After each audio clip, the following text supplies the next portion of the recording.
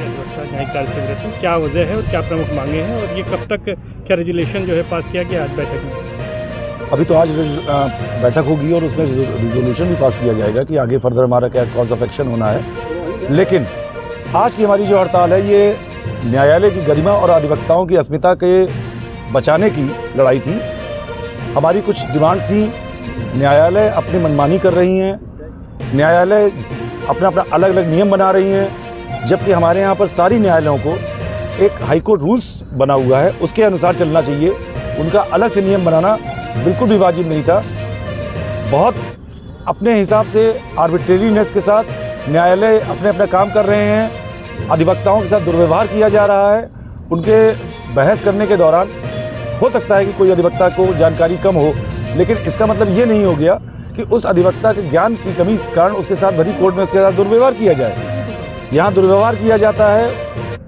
आप ऑर्डर कुछ भी पास करिए, हमारा इस पर कोई दबाव नहीं है आपको। आप ऑर्डर पास करिए, हमारे पक्ष में करिए, विपक्ष में करिए, जो करना है करिए, लेकिन आप सुनते समय अधिवक्ताओं को एक प्रॉपर रिस्पेक्ट दीजिए। हम भी आपके ही अंग हैं। न्यायालय में न्यायपालिका और अधिवक्ता ये दोनों अगर जब तक साथ नहीं होंगे तब तक कोई भी न्यायालय नहीं चल सकता है। और कौन सी प्रमुख मांग है? अंतिम न्याय जो है वो जनता का होता है और प्रमुख मांग हमारी यही है कि न्यायालय अधिवक्ताओं के साथ दुर्व्यवहार बंद करें। और कुछ मांगे हैं? और बहुत सारी मांगे हैं। हाई कोर्ट रूल से वो नहीं चला रहे हैं। हाई कोर्ट रूल से उनको चलाना चाहिए।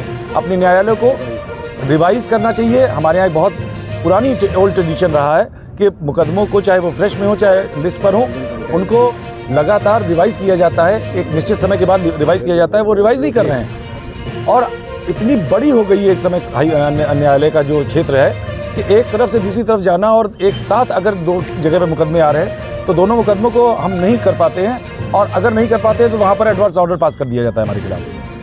ये सब बातें एक प्रैक्टिकल, क्योंकि हमारे यहाँ पर जरूरी नहीं है कि 30 साल के ही लड़के काम कर रहे हैं। हमारे यहाँ 60 साल के और 70 साल के भी अधिवक्ता हैं जो बेचारे चलने में जिनको दिक्कत होती है, वो एक समय में 4 जगह नहीं पहुँच सकते हैं। आप उनको इतना मौका दीजिए। परिचय बता दीजिए। मैं विक्रांत पांडे, महासचिव हाईकोर्ट बार एसोसिएशन।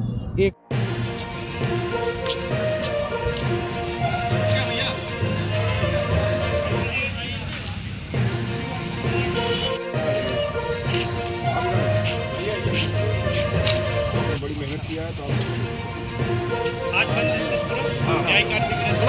थोड़ा कुछ नारेबाजी भी होगी क्या मांग को लेकर? क्या नहीं, नारेबाजी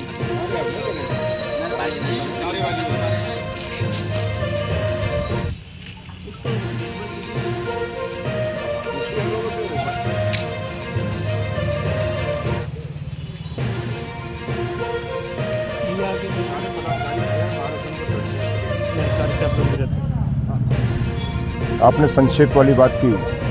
हम लोग जब जीत कर आए 28 कार्यकारिणी में, तो जीत के आने के बाद हम लोग के सामने सबसे प्रथम मुद्दा ई फाइलिंग का रहा। ई फाइलिंग का मुद्दा हमने चीफ जस्टिस से रखा, उन्होंने भी हमारी बात को इग्नोर किया। फिर हमारे मुद्दा अधिवक्ताओं की समस्याओं को लेकर आया। अधिवक्ताओं की समस्याएं मेन है, जिसमें हमारे माननीय न्यायमूर्तिगण, जब हमारे अधिवक्तागण बहस करते हैं उससे सम्मानजनक बात न करना, मुकदमे आते हैं तो मुकदमे को रिवाइज न करना, पहले प्रथम स्टेज में ही वो मुकदमा को नहीं अधिवक्ता पहुंच पा रहा, मुकदमा डीडी कर देना, कास्ट लगा देना।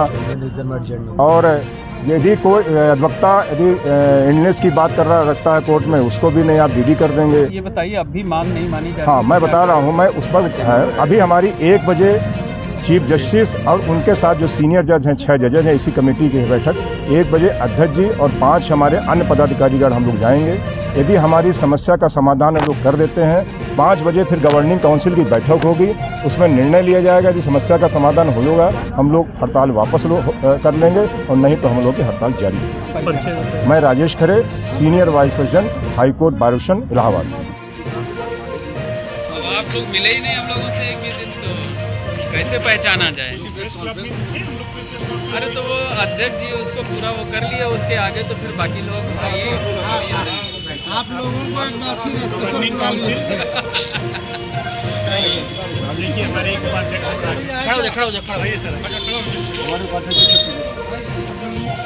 आएगा। अभी सबसे कई लोगों से अभी बात भी कर लेंगे।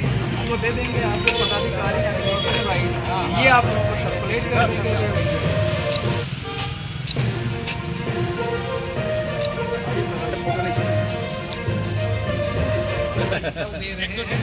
आगे से